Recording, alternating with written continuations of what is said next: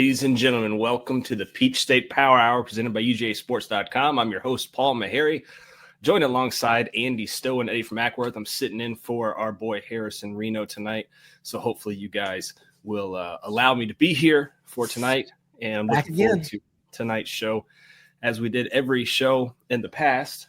Andy, Eddie, this was Thanksgiving weekend, so I would be remiss if we didn't go around the table here and maybe, say what we're thankful for, maybe dog-wise and also family-wise as well. But again, guys, thank you so much for having me. This is kind of your domain now. I'm just here, so I'm just. You're an outsider now. Yeah, you're one of those outsiders. If you're watching the show, let us know where you're watching from. Put the name and location where you're watching us from, and we'll be sure to get you shouted out. Haven't been in this office in a while. Things are moving around, so I got to fix that mid-show. But, guys, if you're here with us, let us know you're watching. We'll put you up on the show. Any questions that you have, let us know as well. And let's start with you, Andy. One thing you're thankful for in your sports world and in your daily world. Kirby Smart, because all of the craziness that is going around in college football with Lane Kiffin, with – every coach, the Kennesaw State coach is leaving and UCF coach is leaving and all the craziness. We're stable and we're just trying to go out here and win an SEC championship this weekend. Family life. I don't know, man. I'm kind of thankful.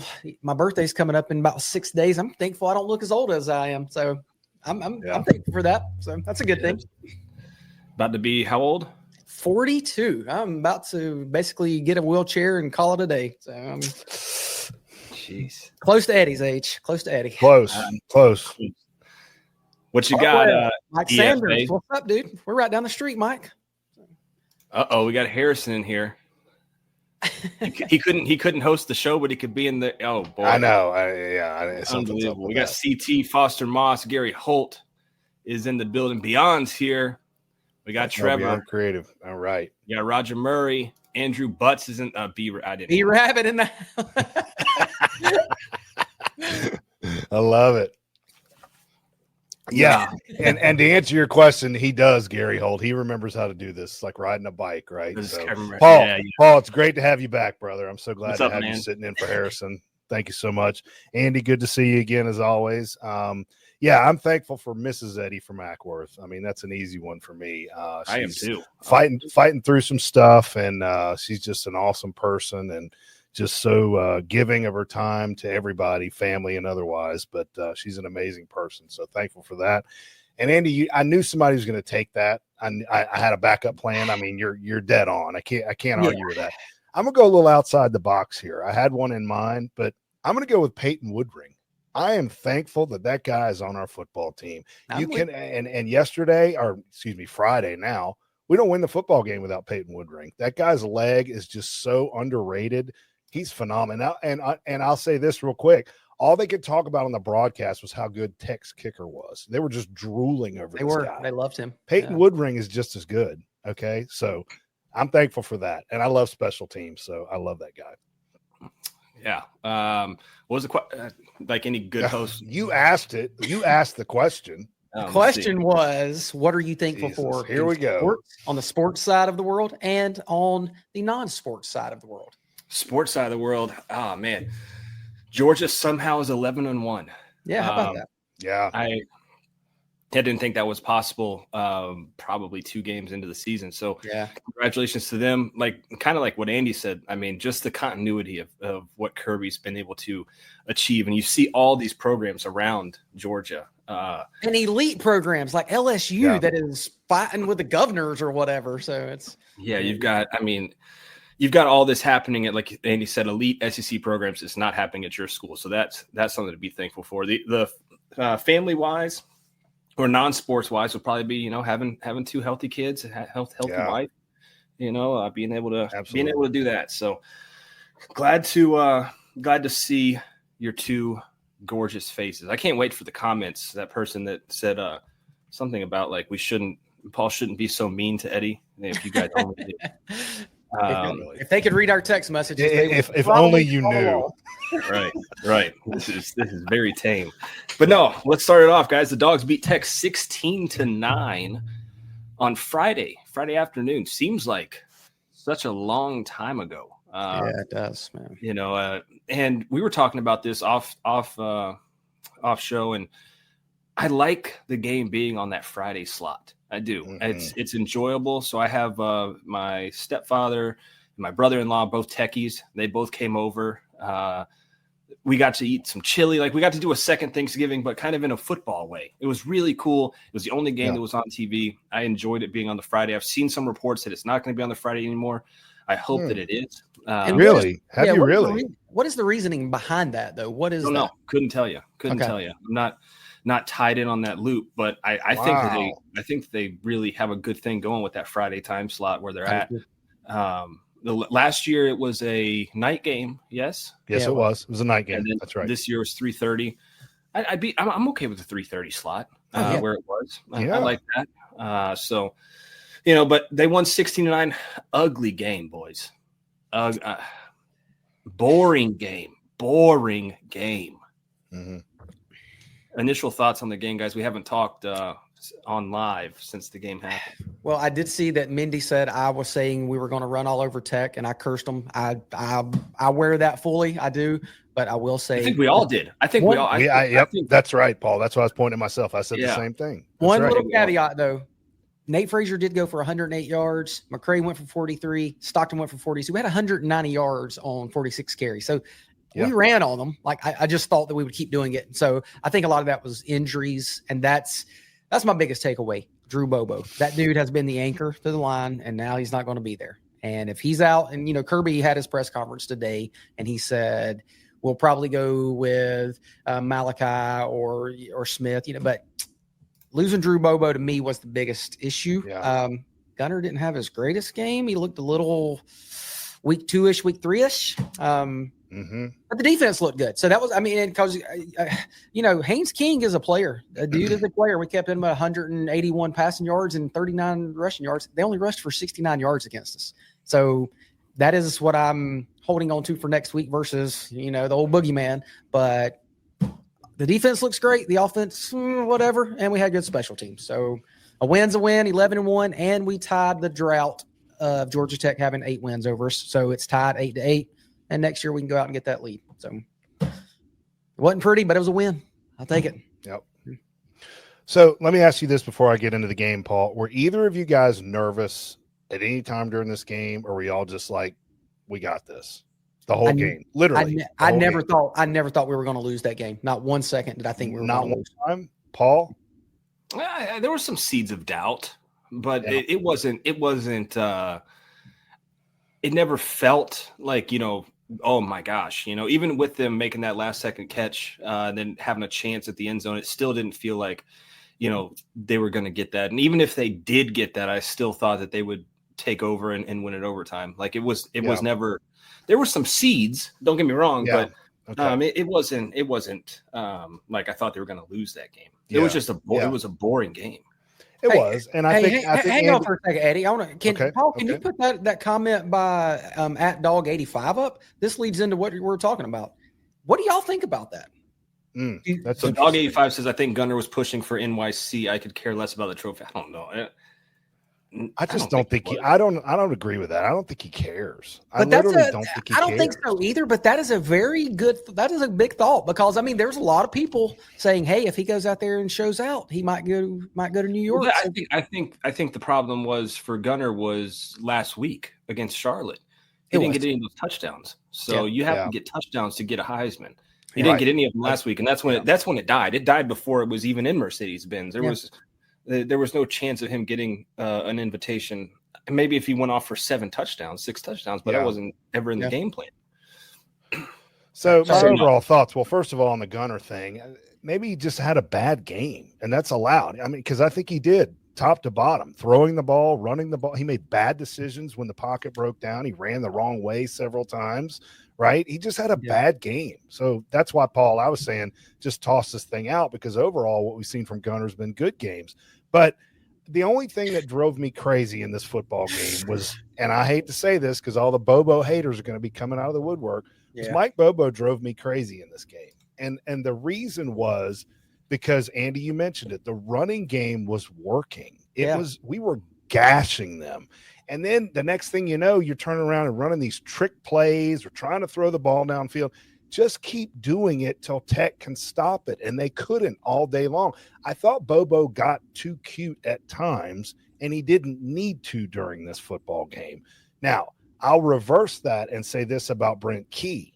So if y'all will remember, they came out in the second half and started rushing down the field. I don't remember what half it was, whatever. It doesn't matter. The Ellis Robinson interception. I don't remember when exactly in the game that was. I think but if they kept doing what they were doing at that point in the game, they had gained total momentum. And I thought Key panicked in that situation and tried to throw the ball downfield, and it ended up being an interception for us. He panicked a little bit and got away from what he does, which is Haynes King running all over us. So it was both sides of the ball. But to come out in the second half and go 3 and out, not run the ball one time, and then do it again on the next series. It wasn't a 3 and out, maybe a 4 or 5 and out. That's when I got a little nervous because Tech had all the mo. But our defense stepped up and didn't let Haynes do really much of anything. Well, you're talking about that interception. That was right after the start of the second half. So we came out 3 and out, and then they got the ball. They're going, and we get the pick. So, yeah, it was right then. So they did have the momentum from stopping us coming out. Right. And plus our that right there at the end, that 2-minute drive at the end of the first half was terrible. So we had even Kirby. And you know what? I'll say this real quick on that. I thought Kirby was awful on the time management there, but it was nice to see him admit that in the post game. Now, he didn't say I was awful, but he said, probably could have done things a little differently there, and we would have gotten 7. He admitted that he kind of screwed that up. So it was bad. So, Paul, that point of the game at that halftime, like before the half, that's when I thought we were about to blow them out. I said, okay, it's over. I thought we were going to score a touchdown and go in and then come back out in the second half, score another, and it was going to be over. And that's kind of when it just seemed like we were in that lull. But I was curious while you guys were talking, and I went and looked just out of curiosity's sake how many plays Georgia ran against Texas compared to Tech, just to see if something was different. And really there wasn't. Against Texas, I think it was 65 plays, and against Tech, it was 67 plays. Really? It just so happens that 46 of those were carries for Georgia, whereas 21. Normally we see – so I'm sure if we went back and looked at it, you'd probably see closer to 28, 29 attempts for Gunner. He only had 21 against Tech. Yeah. So it was a different game plan. A lot of folks we've got Phil my Kraken now. That's a hell of a name. Says, I just think we're being vanilla on purpose. Okay. For what? For why? Yeah, I know. I don't agree with that. You're at the end of the season. There's nothing you're hiding from teams anymore. You might have a fake punt that you've got, drawn up in the bag or a Cass Jones, QB pass out of the backfield. Yeah. Yeah. But what you are. The whole vanilla thing, like that vanilla stuff really kind of gets, I don't know, it gets on my nerves a little bit because there's nothing to be vanilla about. You're just, and then JC says a lot more QB design run than normal. If you're vanilla, you don't want to put QB in harm's way. Yeah, there's a lot of design QB run. Yeah, and if you want to, like JC said, if you want to be vanilla, you do not let Gunner run the ball as many times. And our pass blocking was not great on Friday. And I think that's why they was terrible. I think that's why we were running as much as we were, because we couldn't pass block. And okay, so that leads us to Foster Moss says too late in the season to talk about vanilla. Yeah, we're on chocolate with drizzle and sprinkles now. There's no more vanilla. I had a little bit of that earlier. For my birthday cake. Okay. I was like, man, that was like a squirrel moment that you just went there for a second. My biggest fan over here, Hannah Harris. It was her birthday as well. So happy birthday, Hannah. She's my niece. Happy birthday. Happy birthday, Hannah. Congratulations. Jay Brooks, Georgia says Tech limits possessions and you can't make mistakes. Yeah. I mean, that is so true. They do limit possessions. We saw Tech had, I don't know how many 8 or 7 minute possessions. It felt like 2 or 3 against Georgia in that game. So let's see here. We got another question here. It says, did y'all think there were a bunch of run plays where Gunner gave it when he should have kept it and kept it when he should have gave it? Because I sure did. There was a few. There was a couple. There was a couple that I thought Gunner took, and I was like, oh, he's got it. Didn't have it. But it is. They walked away with a win. So with all that being said, we got to sit back and watch the SEC unfold before us. We didn't know if Georgia was going to be in or not. there were some things that had to happen for Georgia to get in the SEC championship game. So all eyes were on Texas A&M and Texas right after that game. And of course, Texas A&M loses. Yep. Georgia is now in. And then we get to watch on Saturday. So Friday night, you're Kirby. You're saying, all right, we're in. We can at least, start the prep for either Alabama or Ole Miss. And then you watch the Iron Bowl Saturday night. Auburn has some chances to knock Alabama not only out of the SEC championship game, but out of the playoffs completely. Yep. Didn't happen. And now the boogeyman is headed back to Atlanta. Same stadium you just played in Friday, you're going back to on Saturday. And you're going in there. Let me ask you guys this. Less confident? Were you had this been an off week? Would you be more confident or less confident or the same going into this game against Alabama after watching them play Georgia Tech? I would have been more confident simply because Drew Bobo was healthy and Green got banged up as well. That's my biggest issue. But watching that Alabama team, it's not like they're the 2020 Alabama team. They're not. We can beat them. We should have beat them. And James, are you looking in my window? They're not. He's got to put his glasses back on. I won't take the comment off yet. He can't see. Look, he finally sees him. Yeah. But no, I would have, if we didn't get injured, I would be just as confident no matter what the score of the Georgia Tech game was. But with the offensive line getting dinged up, I'm not as confident as I was last week, but I still feel pretty good about it. So. Eddie, question to you as well, my friend. No, it's Alabama. I'm sorry. I have zero confidence that this team is going to beat Alabama on Saturday. And call me whatever you want. I don't care. Not a fan, whatever. It's in their heads now, and it's in Kirby's head. And sounds like it's they see that crimson number. No, it's not. I'm not 1-10 versus Alabama, or 2-10, whatever it is. Kirby's 1-7. It is absolutely in their heads. And I have watched this movie over and over. We watched Alabama play yesterday, and they looked completely beatable. Andy said that, right? They can't run the ball. Auburn should have beaten them. Well, guess what? You know what Alabama's going to do. They're going to come out and play a perfect half against us, whether it's the first or the second, and it's going to be all she wrote. And you know what? I'm okay with it at this point. I'm just going to sit back and watch the game and just accept it as a loss. If we win, great. I'm excited. I'm not going to just sit there and hate watch it like you think I do, Paul. but I've seen this movie over and over and over, and until they prove me wrong, this is a loss Saturday. Sorry, it just is. You're speaking from the head, and that's probably the correct way to do it because yes, it 1-10, and I get it and all that. But what goes up must come down. And there's a point where it changed. Florida used to do this to us back in the 90s. And John Bellamy, you shut up. You're not with Eddie. And Florida used to do this to us. They were the boogeyman, and no longer we took it over. It's going to change. And you know what? Why not this year? And even Nick Saban was on TV Saturday talking about how hard it is to beat a team twice in one season. And I know we did it against Texas last year, but whatever. Mm-hmm. But he mentioned specifically, he's like, yeah, we beat Georgia in the SEC championship and they beat us in the national title game. So, well, the other thing that gives me a little pause here is that I know Kirby talks about how he wants to win the SEC. It's the most important thing to him and his team. But who's the more desperate team in the corner right now? Bama's fighting. Bama's fighting for their playoff lives. Now, I kind of think in the back of my mind, even if they lose, they're in. But they're playing us to get to the playoffs. That's their mindset, right? Now but we're playing to get a bye or have a home game. That's the difference, right? And we don't get that bye. That's the only. Obviously, the motivation is to win the SEC. I get all that, but you understand what I'm saying. They're backed into a corner. They are. Game. But don't you think, Paul, if this Georgia team goes out and wins this game, that is the confidence, that is the springboard that they need to make a run in the playoffs and give that Ohio State team a shot at it. So. Sure. I think also looking a little bit past what Eddie said with the bye and the 5th or 6th seed, whatever could come from this if the ways that they sway, is you're probably, if we're looking to the future, Ohio State's probably going to win that game against Indiana. They are. If we're just Vegas has them as a 5.5 point favorite, so we're going to go with that, right? Yeah.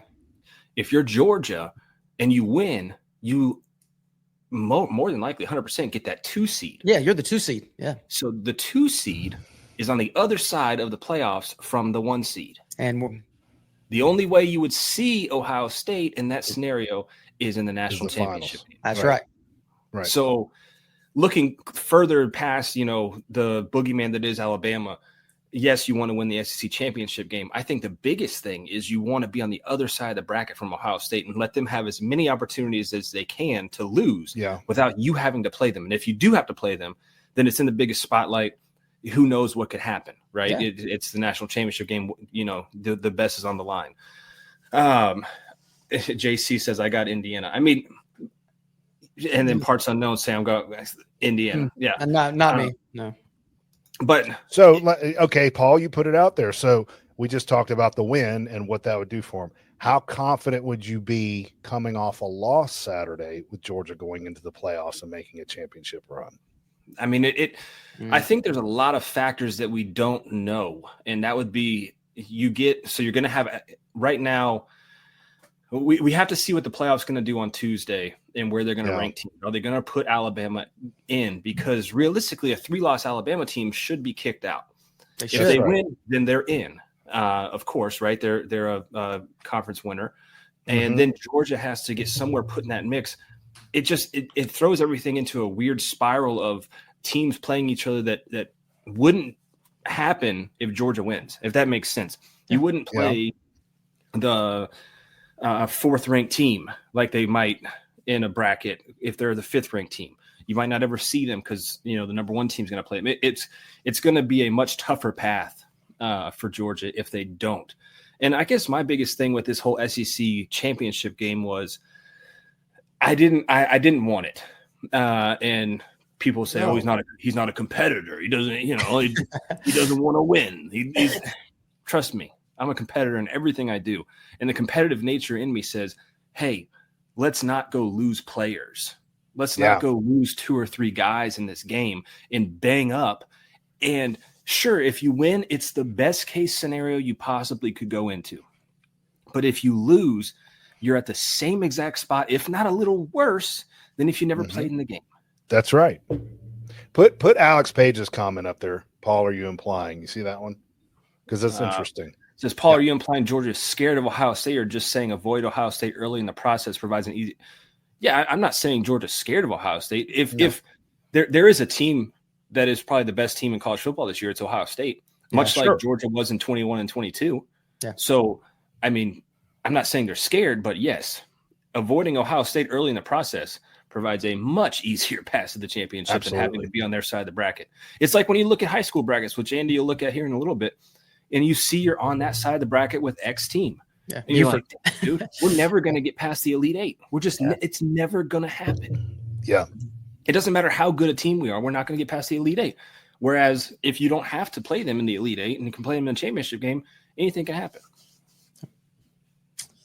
Yep. Trevor says, well, we're in it. So, we are. No, you're right. I mean, and like I said, I told y'all last week, Andy, that I flipped on this thing. Yeah. I didn't want it, just like Paul laid out for all the reasons he said. But you know what? It's another opportunity for me to sit down at 4:30 on Saturday and watch the team I love more than anything play football.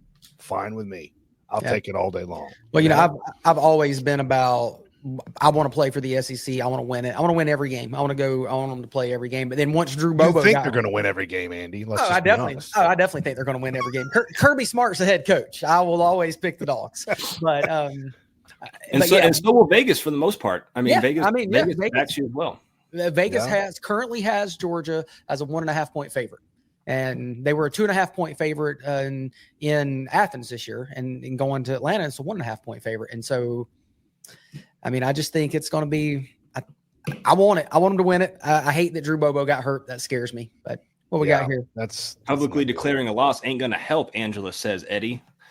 No, for the Alabama game. Well, I don't know how long Angela's been watching us play Bama, but I've seen this movie over and over and over.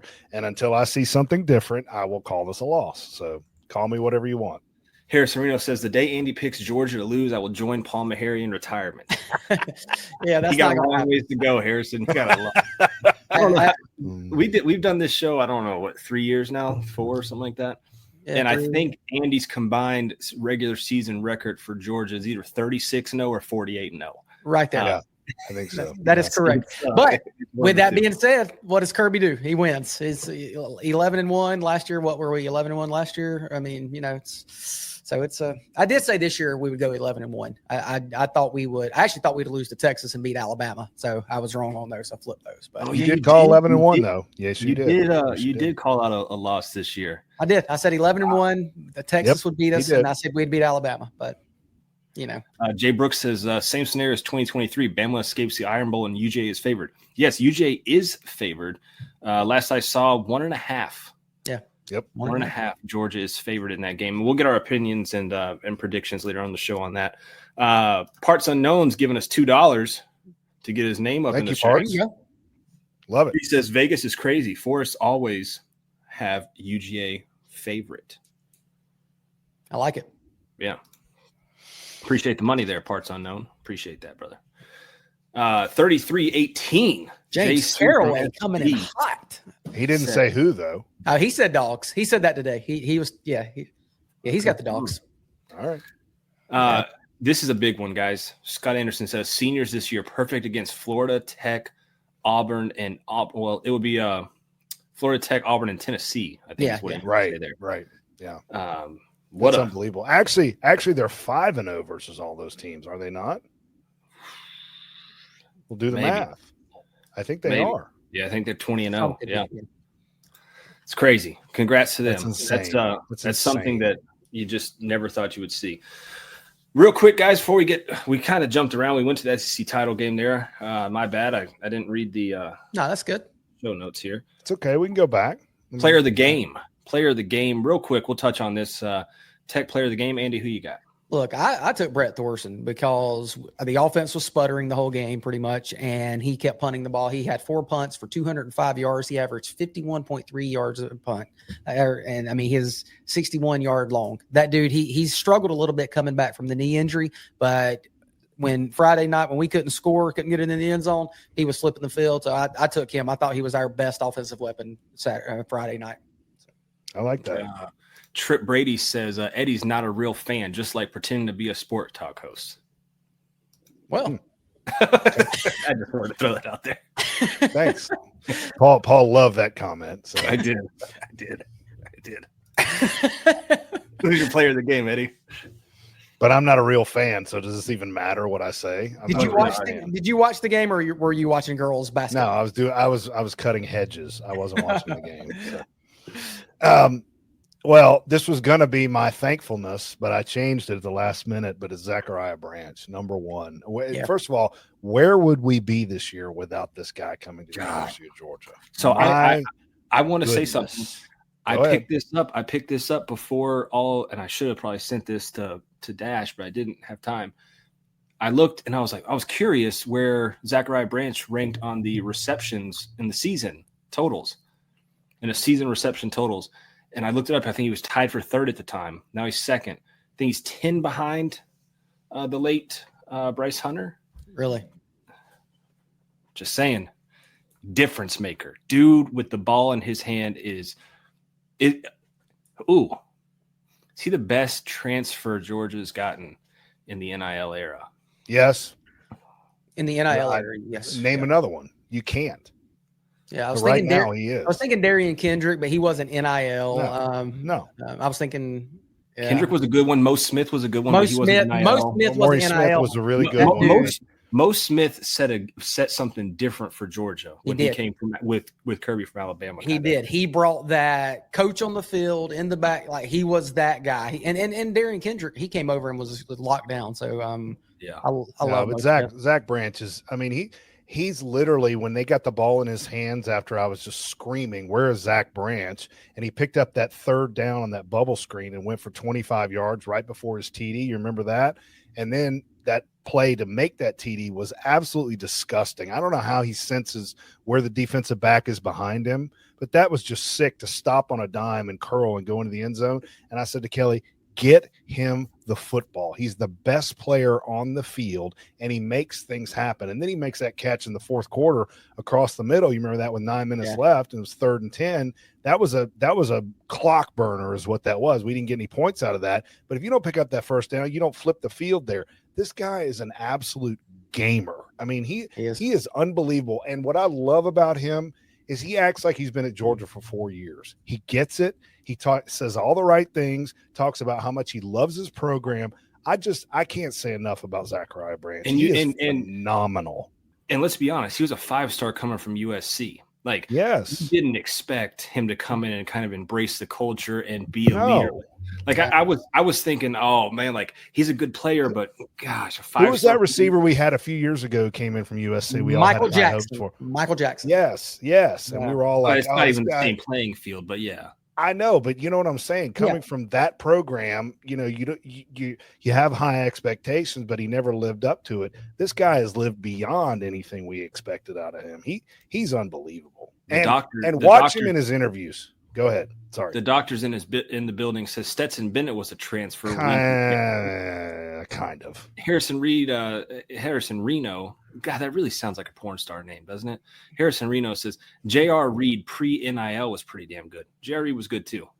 Yeah, but he's not Zachariah. The only reason J.R. Reed came was so that Kirby could get his cousin D'Angelo Gibbs, and it turns out he played a lot. We didn't even get. So he ended up leaving. He left us out. So Foster Moss says, does he come back? Talking about Zachariah Branch, I don't think so. No. Can he? Is he eligible? I don't know. He can. He is? Okay. Yeah, I don't think so. No. He can, but I mean, he's an early 2nd round pick, don't you think, Paul? At this point? Yeah. I think he's moving up draft boards fairly fast. Yeah. And then also you go look at the wide receivers coming out next year, brother.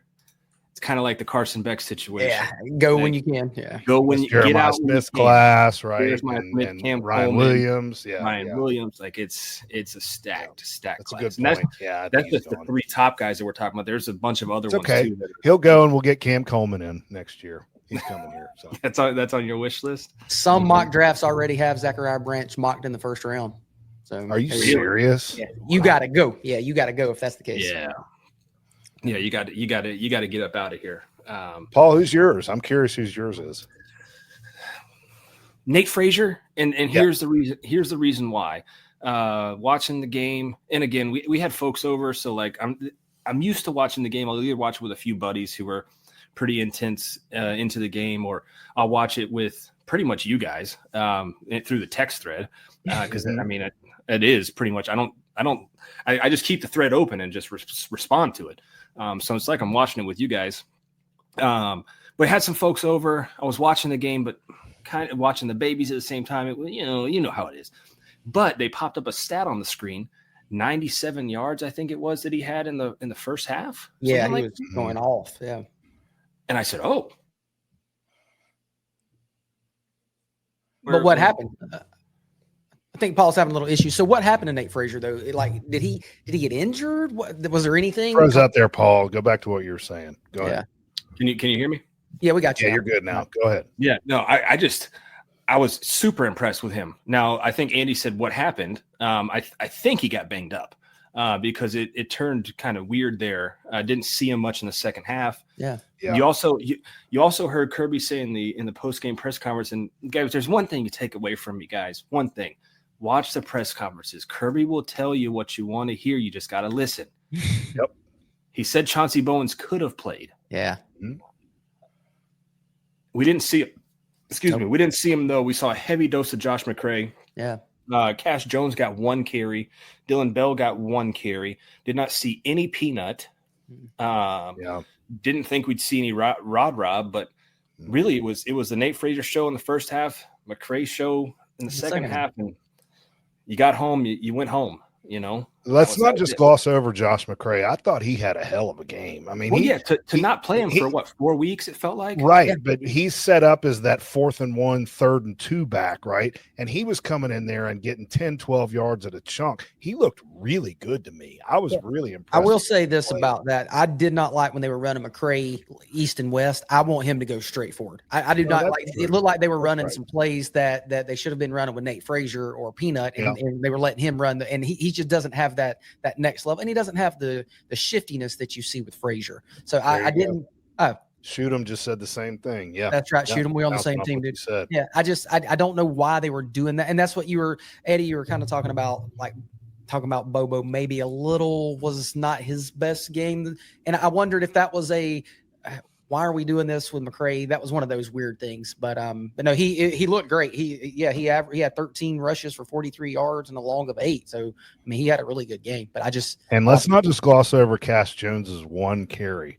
That was a massive 4th down pickup, right? And he kind of tumbled over that guy and got that first down. Oh, that was a huge play in that game. But now, if it's me on that, that's where I want Josh McCray pounding straight up the middle. I agree with you. I agree. So and every time they put Cash in the game, even the announcer said, "Well, this is a pass play." Yeah, that's what this is, right? And they did run it there, but I mean, you could pretty much key in on a pass play when 32's in the backfield. That's just the way that it is. Yeah, Compa says need a heavy dose of cash to beat Bama with the laughing face. And he is now banned from the chat. That is crazy how that happens. That's crazy. We saw that about 7 weeks ago or 8 weeks ago. Yeah, we probably don't need to do that again. So yeah. All right, guys. SEC title game. Georgia's got Bama. We need some score predictions, boys. You want me to go first? We always go around the horn here. Yeah, take it home. All right. Andy. Well, because I feel like we both probably need to go. Well, maybe no. Actually, we need to put them in the middle because for reasons we know. I'm not as confident as I would have been again with Drew Bobo getting hurt and Ernest Green getting banged up. I felt really good before that game before they got hurt, but I still think.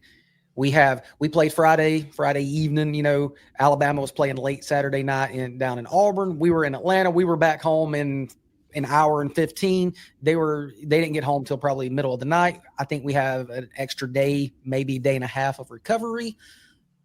I feel Georgia is going to somehow pull it out and win that SEC championship and get that number 2 seed. I think we're going to win that game 23-17. We've got a lot of folks in the chat. Lisa's one of them, says, my main worry is Bobo's injury. Legit. That's a legit worry. That's my biggest issue. I think. Yeah. All right. So let me ask you guys this. Who comes out as a starting center on Saturday night? Because we're all just going to assume Bobo's out, right? It's Tolliver. It's Malachi Tolliver. He'll be the starter. I disagree with you. Paul?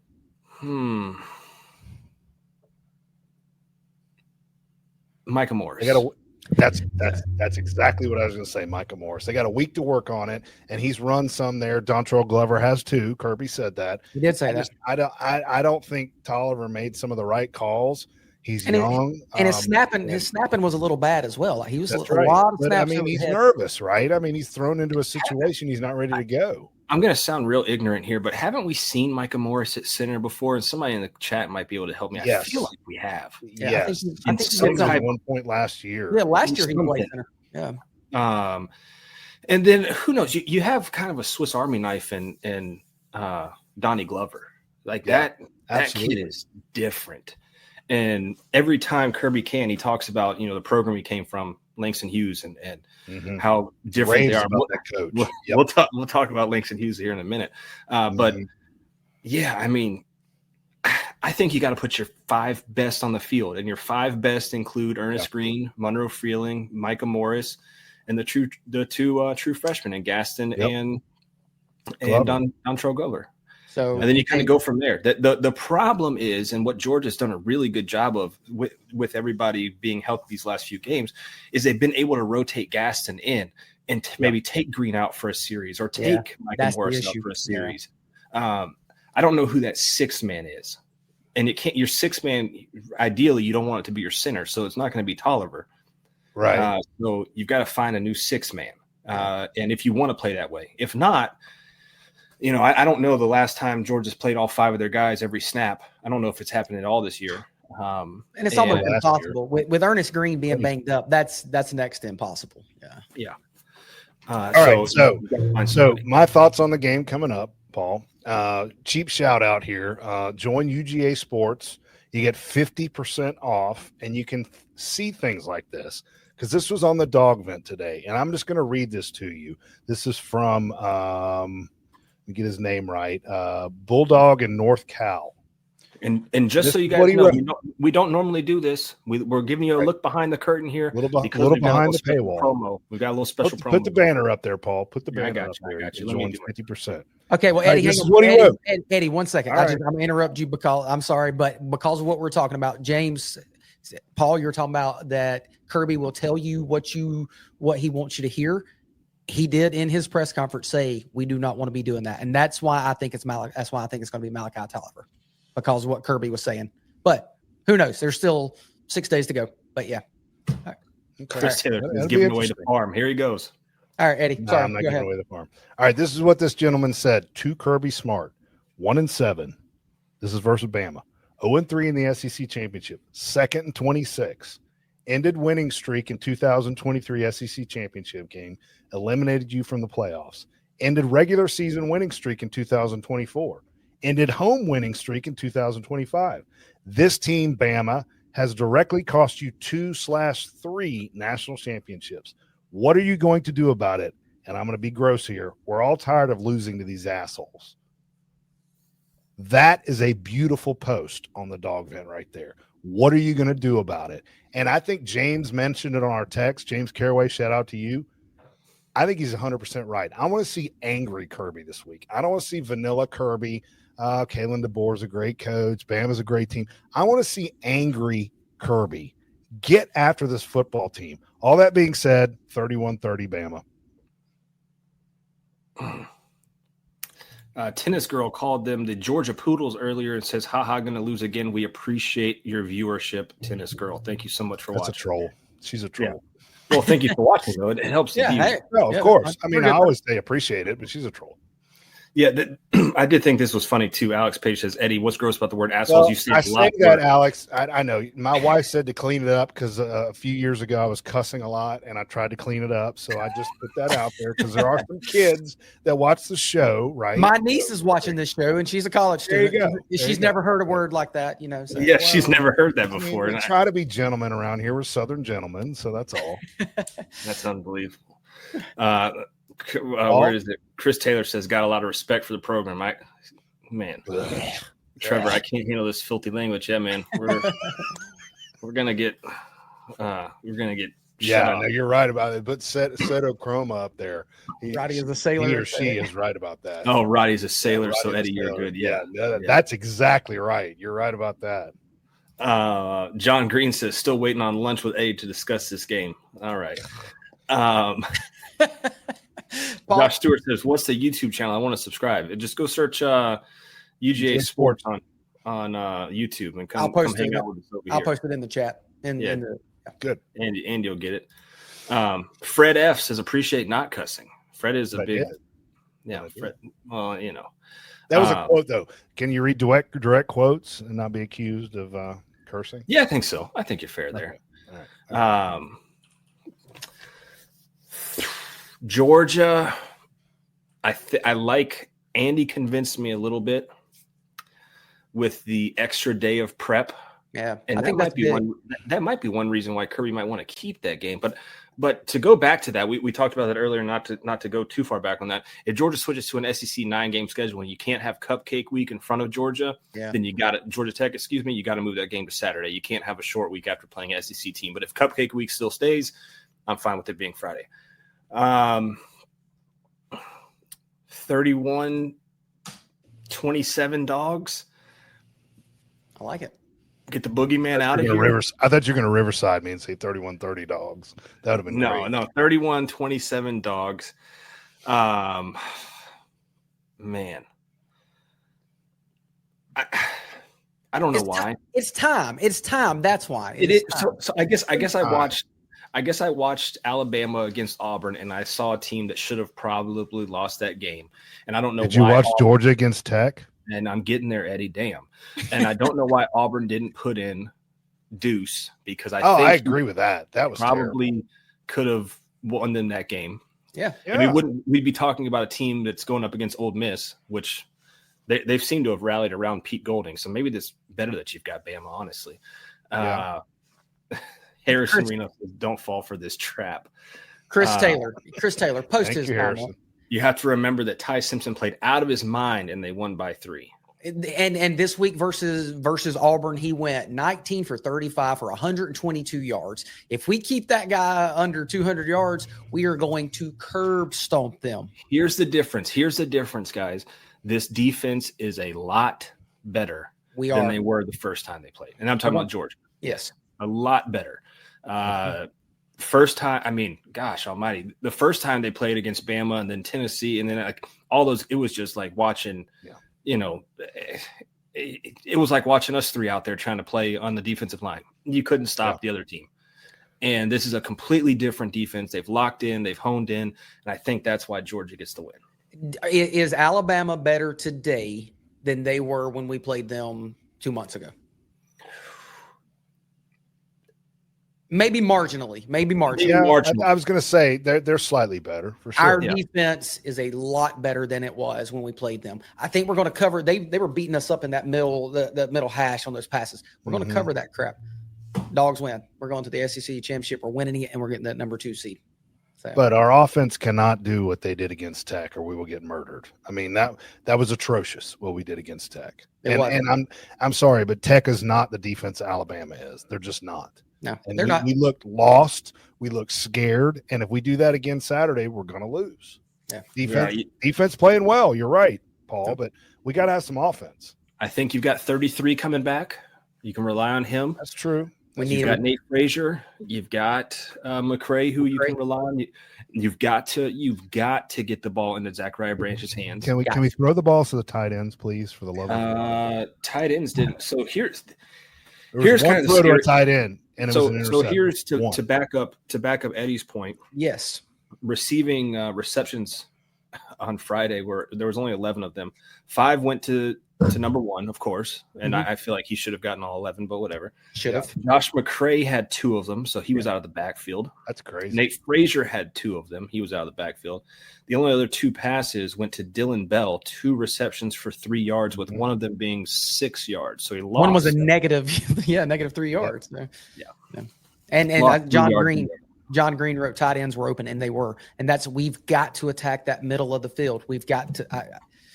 Eddie, I'm with you. I don't know why we didn't use those guys. And again, it was weird. Again, 21, like Paul said, 21 attempts. It was odd. There was something odd going on Friday night. I think we revert back to that. Can I ask you guys this? Why was Gunner? Because Gunner looked like a freshman to me. He looked like, you mentioned it, Andy, Marshall or Austin Peay. It's almost like he reverted.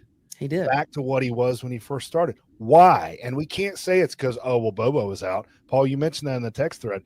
He went out in the second half. He was reverting back before Bobo went out of the football game. So why is that? What was going on there? Right here. And I don't think it has anything to do with the Heisman thing. It has nothing to do with that. Why did that happen? Chris Taylor's got it right there. Gunner was coming off his first option very quickly, and we saw this at the beginning of the season. Now, I'm not a tape breakdown expert like Brent Rollins, and I don't claim to be. But you could see at the beginning of the year, if his first read wasn't open, he was going back to kind of his high school ways of, all right, I'm going to take off. And he used to be able to do that in high school. You ain't doing it now. Do that in the SEC. You can't do that. And he came off of his first option, and then he wasn't scanning the field. He's done a tremendous job of getting that better throughout the season. I mean, he's night and day difference from the beginning of the year. Problem is, though, like Eddie said, he reverted back to that against Tech, and you hope that is just a one-off weird Friday game in the bins. I don't know what to answer your question, Eddie. I don't know what the answer is, because you hope that it doesn't happen again. Yeah. Because if it happens again, this team cannot go very far with him No. looking like he did against Tech, Not at all. regardless of if there's 21 passes called or 10. You have to be able to execute on some of those. But the season tells us that was an aberration, right? I mean, overall, in the big moments, he's been phenomenal, and that was just an aberration, right? That's what we got to hope for. We got to hope. Yeah. Harrison says Brent Rollins told him at half that it was his first Georgia Tech rivalry game. A Georgia kid playing in this rivalry for the first time, probably way too amped up. Maybe. Maybe. He doesn't seem like he played in first game rivalries all year against Tennessee, against Auburn, and he looked great. I don't know. And 75% of the crowd was Georgia fans inside there in the bench. Right. It wasn't like he was playing at Rocky Top, for the first time or anything like that. Yeah. I don't know. So Paul, you said Georgia wins. I say Georgia wins, and Eddie says 31-30 for the Boogeyman. Let's hope this time next Sunday night we're all happy, and I hope I'm wrong. I hope I'm wrong. Too. God, I hope you, Eddie. Do you, Eddie? He does. He definitely does. Of course I do. Real quick, we'll go through the Falcons, guys. Not much to talk about here. They got beat by the Jets 27-24, falled at 4-8 on the year. This team, man, it's just like I had it on, right? Because I'm a freaking psycho and watching it. And there was this sliver of, I don't know why. I was like, man, they could win this game. Mm-hmm. I mean, 10 wins is still reachable. 10 wins probably gets you in the playoff. Like, you start going down that rabbit hole, right? And then you realize they can't beat the New York Jets with Tyrod Taylor at quarterback. And you saw how this move was going to play out with the last few minutes of the fourth quarter, how it was going. I don't know if I'm done, like Super Goat Dog says, wasting precious time on the Falcons when we can discuss GHSA playoffs. We'll get there. We'll get there. I'm not going to hard cut us at 8:30. Okay, we'll get there. I don't know, man. It's just, it's not fun football, they have fun pieces too. And I heard, it might have been on the radio, might have been somewhere else. You take away Josh Allen from the Bills, and you take away the quarterbacks from the Falcons, who has a better football roster? And it's probably the Falcons. And that's probably the saddest part of it all. Yeah, that does hurt your feelings. That means it's coaching. No, like Bijan Robinson, 23 carries for 142 yards. He had 5 catches for 51 yards. And Kyle Pitts went off today. How about that? Yeah, he did. 82 receiving yards. Mm-hmm. And they still find a way to lose. And and I swear to God, I did not know Nick Folk was still kicking footballs in the NFL. I thought that guy was retired. I thought he was Eddie's age. I thought they were in the retirement home together. And he does that weird 58-yard field goal, the longest of his career. Every week there's something with the Falcons, dude. Yes. You get the longest field goal of Nick Folk's career, who you thought retired 6 years ago. I thought he was dead. I didn't know. And you get the longest of his career. You get every week there's this new stat that comes out against the Falcons. You know, and this week it's Nick Foles, the 60-year-old, kicks a 56-yarder to win it. You know, longest of his career. It's just put Stacey Carter's comment up there, because that's where I'm going with this briefly, and then we'll move to GHSA. You see it, Paul? 822 Stacey Carter. There we go. That's exactly. She's 100% right. I assume you're a girl. 100% right. Stacey's a gender neutral name. Let's calm down. It is. Okay. Whatever. I mean, she's got 2 kids there. It's probably a woman. Well, you just said it again. It could be a man. All right. Whatever. Who cares? That's not the point of what I'm talking about. Stacey Carter down. Cares. All right. We had a muff punt on the 5, and that led to a TD. We had a kickoff return allowed for 50 yards that allowed A.D. Mitchell, who, by the way, went off for 100 yards, over 100 yards with a TD against us. We missed a 50-yard field goal. We made a field goal to make it 17-14, and then we allow a kickoff return all the way back to our own 15, and then they score on it. I looked it up. Do y'all know who the special teams coach is? I'm sure you know. You don't know, and you don't care. So I'll just say it. It's Marquise Williams. He's been with this organization since 2021, okay? But the Falcons fired their wide receiver coach and moved the offensive coordinator down to the field. So we're good, guys. We're good. Just keep doing what you're doing. Special teams is great. That is in the NFL, when it comes down to one play, 3 points or whatever, The special teams is the most important thing in the NFL, and we have been garbage at it all year long. Yet Rich McKay's got a plan, guys. Don't worry about it. Arthur Blank and Rich McKay got this. We're good. Well, you're talking about special teams. You saw the punt that when we punted it right back there at the end of the game. Like, I thought they were going to house it. Got up to the 40-yard line. I mean, they were one or two blocks away from breaking. There's another one. There. That's right. Yeah. But again, they went into this year with Younghoe Koo, who couldn't kick a field goal, and then they cut him and went to some guy who couldn't make a field goal. Then they got rid of him, and now they've got Zane, whatever his name is. He's good, but I mean, it took you 8 games to figure all this crap out. It's a joke. The organization is a joke, and I despise you, Arthur Blank. Just go away. Well, you know what's not a joke is the GHSA football. That's not a joke. That's some good stuff. So I know there's a lot of people that love some GHSA football. So let's talk about some of those. How about that? I went through the whole list to see who all won and lost, and some of the guys, the typical ones that we thought would win. I want to say this. I'm not to cut you off. No, that's fine. I'm kind of, for whatever reason, in on like GHSA playoffs. You are. You've been texting a lot about that. Right. Yeah, and normally I really honestly couldn't care less. And I'm looking at it Friday night, trying to see who won, stuff like that. It's great. Yeah. So we almost also, by the way, in our group chat, we almost just announced another coach firing that didn't happen. But it didn't happen because fake account. I was about to say, is Harrison here? Yeah, is Harrison gonna break a coach firing? So, but no. So let's look at the first private school. So Greater Atlantic Christian School, they beat Athens Academy 49-14 to advance to play Hebron Christian, who beat Prince Avenue 63-20. And hey, let's give a shout out to our man right there. $4.99. Hearts Unknown with the $5. Eddie got me rolling on the floor laughing. Yeah. He'll make you laugh more. Give him 10. It's a man, Stacy. Give him $10 more. Yeah, we just lost that viewer forever. But yeah, and so but then Fellowship Christian, they beat Savannah Christian 45-14 to advance to play Calvary Day, who beat Whitefield Academy 52-7. Like, I didn't think there would be some huge scores like that in the, I guess that was like the Elite Eight.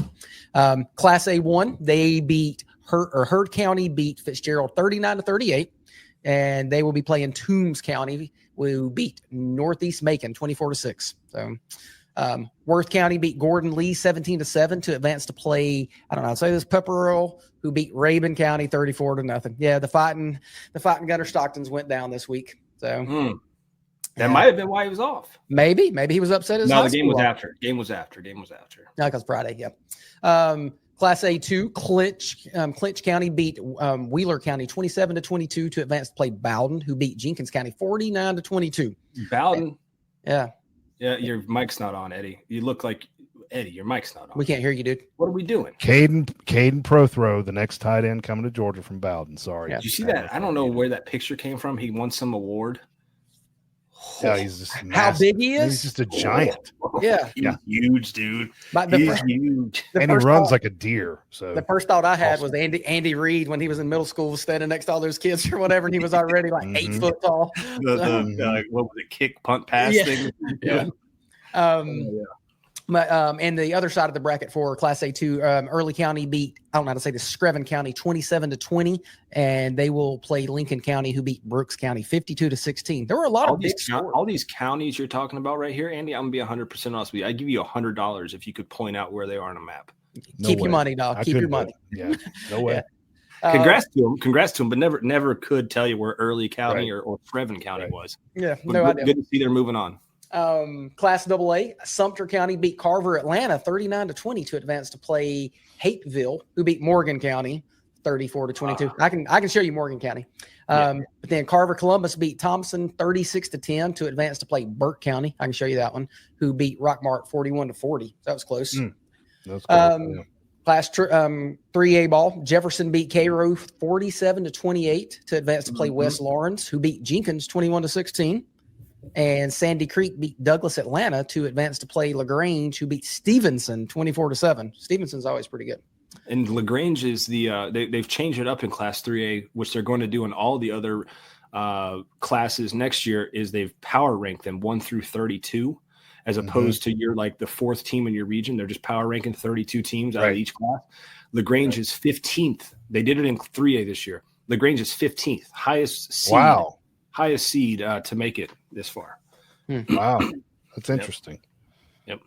Let's go to 4A ball. So we had Creekside who beat Lithonia 35-7. That's a big game. Creekside putting up some points this year, boys. Yeah, Creekside's unbeatable. Yeah, I'm afraid. And they're moving on to play Kell, who beat Cartersville 48-21. So nobody thought that was coming. Cartersville's got a really good team. So we still got a Cobb County team alive. That's great. Yep. And here we are going to talk about the Fighting Eddie from Mackworth. Benedictine beat Central Carroll. Is this correct? 80-32. This is what was on the website. I think it is. I think they did. They did put 80 up. 80-32. How do you score 80 points in one football game? But they are going to play Marist, the Fighting Eddie from Mackworth, who beat North Oconee 23-20. On a last-second field goal, walked them off. Yep. Are you going to be at Paul, our buddy from Marist, the OC, said it was an absolute war. And Benedictine, the good news is Marist plays at home Friday. They're in that bottom part of the bracket, so they get the home field. So that's going to be a huge game. I was going to go, but it looks like it's going to be raining all night. I have no interest in sitting in the rain to watch this football game. So I love you guys. What a fair weather fan there. Chris Garcia says, and I trust Chris here. He says LaGrange has Billy Napier's brother as the head coach. That's pretty crazy. Yeah, that's wild. Yeah, that's awesome. 5A ball, we had Thomas County Central beat Woodward Academy 49-19, and County, some dogs. 49-19, and they're advancing to play Roswell, who beat Sequoia 42-35. So, and then Rome beat Jackson County 31-17. And what are they going to do, Eddie? How's that going to work out? They are waiting. They are waiting to play. The determination of the Gainesville Brunswick fight is what they're waiting on because. Real quick. Let's do 6A real quick. I'll do it before we get into this. Carrollton beat Grayson. 34-14. That's to incredible. advance to play North Gwinnett, who beat West Forsyth 25. Grayson was like ranked nationally. They were that good. Grayson was ranked number 1 nationally on several websites. Oh, they were number 1? Wow, number I didn't one. know they were that high. Wow, number 1. That's a hell of an upset. Buford beat Douglas County 30-15 to advance to play Valdosta, who beat Walton 45-42, and Buford's now got to travel. Buford's got to travel to Valdosta. So gosh, that's rough. That's a travel. But let's get back to this 5A Gainesville game. It's up in the air.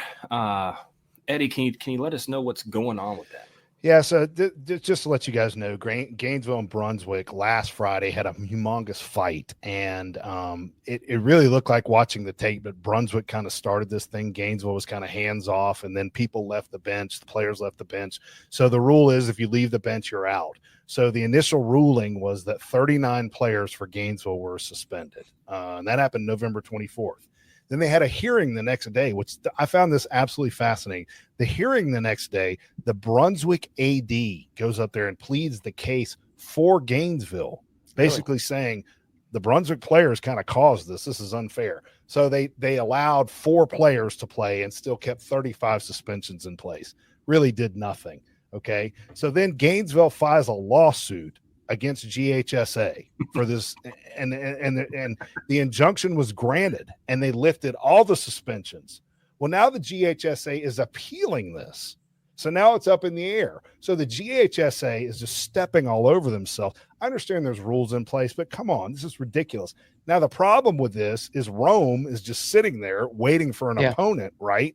And Gainesville is in a total disadvantage at this point because there's nothing's been said at this point. They're just sitting there waiting for a ruling. So it's just completely unfair for these kids and what's going forward. And I think it's going to end ugly for Gainesville. It's a real shame because if you watch what happened, Gainesville, yes, they came onto the field. They shouldn't have done that. But for the most part, Gainesville was like they had 2 guys with their helmets ripped off. And then another guy comes flying in from Brunswick and just waylays a guy. And Gainesville did nothing up to that point. Now, at that point, you got to do something. You got to defend yourself. Yeah, you can't. Yes. And the coach can't keep players from going onto the field. Can I play devil's advocate here, boys? Yeah, go ahead. That's fine. Go ahead. The GHSA has to stand up in this situation. I know. Yeah, I know. they have I to. said that too. And I said that to my wife, Paul. I said there's rules in place, and they can't just now suddenly say, oh, well, there's a gray area. There might be going forward, but the rule is in place already that if you leave the bench, you're suspended. I agree with you, Paul, but it's just a mess. It's just created an absolute 100% agree with you. It's a complete mess. And what's going to end up happening is, regardless of what comes of this game, right? I think Langston Hughes is a really good football team. I think even if Gainesville had all of their players, I think they probably would. Well, they play Rome next, right, Andy? Yeah, they play Rome. Rome. Yeah. They play Rome. Yeah, Paul. Rome. So Rome is. Gainesville's got to play Langston Hughes first. Well, yeah, they were supposed to play that. Yeah. Okay, is that the game? I'm sorry, I got it mixed up. Even if Gainesville had all their players, Langston Hughes is probably they're good. 10, 12-point favorite in that game. Yeah. What's going to end up happening here, though, now is these games aren't going to get played, and we're going to get pushed off of getting this game inside the bins. Yeah. And so the actions of a few will affect not only those, even if Gainesville makes it that far, it's going to affect the other team that had nothing to do with it, whether it's Thomas County Central, whether it's Roswell, whether it's Rome, whether it's Langston Hughes. All four of those teams do not have a chance to now play inside the dome because of the actions that were done on that field. I'm not a fan of it. You can try to get it. You can try to get it taken care of this week. I doubt the GHSA will. But it's whatever. It's turned from bad to really bad. But at the same time, the GHSA is not going to roll over and let a Hall County judge say Gainesville players can play, and they not rebuttal to that. So what's it? Let me ask you this, Paul. I'll put you on the spot. What's a rule after this all shakes out that going forward they could say, okay, we can do this now? How could they fix this going forward? I don't know if you can. Or could they? I don't know that they can. Well, I mean, what if they said we will now take into account video review? Yeah, I think something like that. I think you've got to look at every player that you're suspending and give me a reason why they're being suspended, not just they're on the field. But you want to stop that from happening in the first place. Of course. But at the same time, it's very difficult when you have two of your teammates get their helmets ripped off and one of them get punched in the face. Yep, it is. So you look at it from both sides and you're like, man, there's really no outcome of this. It's going to be pretty. And I hate it for not only Gainesville, but their opponents. I hate it for Langston Hughes. I hate it for Rome. I hate it for Thomas County Central and Roswell, who's going to have to sit around and eventually, potentially, not be able to play their championship game inside the bins. Right. Yeah, because that's supposed to be December the 15th through the 17th. So who knows? I mean, that's coming up in 2 weeks. So they're going to have to figure something out quick. Yeah. We've got a special guest that's backstage. Who we got? He doesn't have a camera on, though. Bring him in. Harrison Reno in the stream with audio only. What's up, Harrison? How's it going, guys? Great show tonight. Good. Hey, thanks. Missed y'all. I mean, so we're going to put you on the spot now. Well, yeah, we didn't. Yeah, we're going to put you on the spot. Georgia versus Alabama. What's the score prediction? Right now, I have Alabama winning. I don't know the score yet, but I told myself after picking Georgia to beat them last time, I can't pick Georgia to win again until I see them do it. So you're joining the show. I was just here to mess with Eddie's name, incognito mode. Texting Paul about it. I noticed it was Paul's biggest fan, and I said, "Well, Harrison's back there screwing with my name." So I knew it was you. Damn it, Paul! I didn't see it. I didn't even see it. All right, well, we'll bring you back. He's a child. We'll talk to you in a second, Harrison, when we get done. How about that? Yeah, it's all good. That's what I didn't even see the text. Yeah, he changed it. All right, guys. I think we're out of here. That's enough. Huh? Wait, before we go, I got one thing to say. All right, real quick. Forgive my obsequious bootlicking here, Paul. You can look those words up. I know there's big words for you. Yeah, Paul, I just want to say from the bottom of my heart, thank you very much for hosting the show. Andy and I loved it, and I'll speak for Andy too. I know he'd agree. Yeah, Thank you so much for what- obsequious bootlicking. Yeah, obsequious. Get the word right. So thank you for what you did for myself and Andy, allowing us to do this podcast. This is a dream come true for us, and we would not be sitting here talking about sports and being idiots on the radio, podcasting, etc. Sure. Without your help and without you teaching us things, and we really appreciate it, Paul. We think the world of you, and we miss you. Harrison's been a great host, but thank you, Paul, for being here. We love you, buddy. Yeah, man. Yeah, well, it's fun, and it's not that I didn't want to. It's just life takes over. So Sure, you gotta handle life. But I'm sure I'll be around. Take the damn banner off, Harris. This is crazy. Put Foster's comment up. He's got to. And he got to get back to his birthday dessert. He didn't have on any pants. Yeah, He is correct. But look, one night, Foster, you have got to get on this show with us. You and Jermaine King, him and Jermaine King will not turn the camera on. We love those. Those are like the OGs. They're great. Yeah. Well, guys, it was fun being back. Hopefully, we could do it again, and we'll see you next Sunday. Harrison will be back taking over the ship. Andy Stowe and Eddie from Ackworth will be here, and we will see you then. I about said post game overreaction show. Let me get us out of here. Turn the banner off, Harrison. All right, guys, we're out of here. Thanks so much. Talk to you soon. Thank you. Bye.